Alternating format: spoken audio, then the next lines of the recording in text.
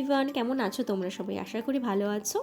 আবার নিয়ে চলে এসেছে একটা নতুন এক্সাইটিং মিনি ব্লগ। দিনটা ছিল 23শে ফেব্রুয়ারি। বেরিয়ে পড়েছিলাম দুইজন মিলে আমাদের ফার্স্ট ট্রিপ করতে। আচ্ছা, ঘড়িতে তখন বাজে সকাল 10টায়। আমরা বেরিয়ে পড়েছিলাম দমদম এয়ারপোর্টে যাওয়ার উদ্দেশ্যে। আমরা ওই 11:30 নাগাদ এয়ারপোর্টে ঢুকেই যা যা প্রসেস ছিল 15 মিনিটের মধ্যে সব কমপ্লিট হয়ে গেছিল। হ্যাঁ, এটা না আমার ফার্স্ট ফ্লাইট, তাই আমি না ভীষণ এক্সাইটেড ছিলাম।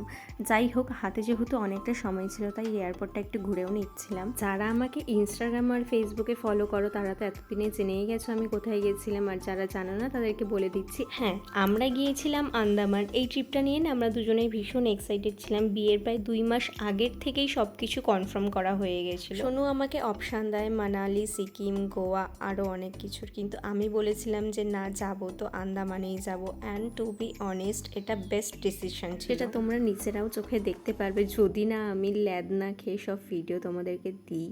যাই হোক, অন টাইম আমরা নেমে পড়েছিলাম। দেন লাগেজ কালেক্ট করে আমাদের গাড়ি ওয়েট করছিল আমাদের জন্য। নেমে পড়েছিলাম আমরা পোর্ট ব্লেয়ারে। আচ্ছা, কিভাবে গেছি, কিসের থ্রু থেকে গেছি জানতে হলে কমেন্ট করো, নেক্সট ভিডিওতে আমি জানিয়ে দেবো। এয়ারপোর্ট থেকে বেরিয়ে আমরা ফার্স্ট লোকেশন যেটা ছিল সেলুলার জেলে চলে গেছিলাম। সেখানে টোটাল 693খানা জেল, আর যেটা বানিয়েছিল ব্রিটিশরা, ঠিক আকৃতিটা এরকম উপরে ফটো দিয়ে দিয়েছি। আর এটা বানাতে লেগেছিল 10 বছর। বাকি ডিটেলসটা না তোমরা একটু গুগল করে নিও। ট্যুরিস্টদের এন্ট্রি হয় ওই 5টা অবধি, কারণ এরপরেই আবার শুরু হয়ে যায় 5:20 থেকে লাইট অ্যান্ড সাউন্ড শো। তার মাঝখানে আমরা কিছু খাওয়া দাওয়া করে নিলাম, কারণ দুপুরের লাঞ্চটা আমরা করিনি। এখান থেকে বেরিয়ে হোটেলে এসেই চেকিং করে নিলাম। এই তো ছিল আন্দামানের প্রথম দিনের ব্লগ। কেমন লাগলো অবশ্যই জানিও। এখন বাজে রাত 3টে, আমার এডিট করা শেষ হলো। দেখা হচ্ছে নেক্সট পার্টে। টাটা।